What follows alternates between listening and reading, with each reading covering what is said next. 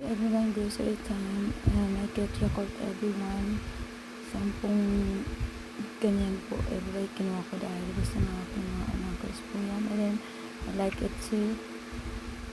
Yan, kita nyo naman. And then, I need to get the carrots everyone kasi kumbaga magsishake na po ako. Fruit shake or carrot shake. And also, that one. I need to get one leche one. Pilipino kayo, syempre alam niyo po yan. And then mango, papaya, and then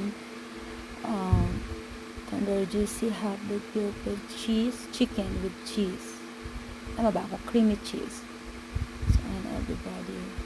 So, kumuha din pa ako ng limes kasi kailangan ko po yan pag nagluluto ako. And then, ready to drink milk. Kailangan ko yan sa aking carrot shake. Syempre, lakad-lakad ang inyong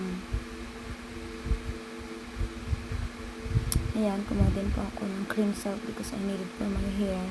Pag mahaba ang buhok mo, kailangan mo ng cream silk for sure. And then, of course, nabusan po kami ng, ng powder or soap powder. So, I need to get it for 3-pack, I think. And then, may nakita po akong buy one take one. So, I get it, guys.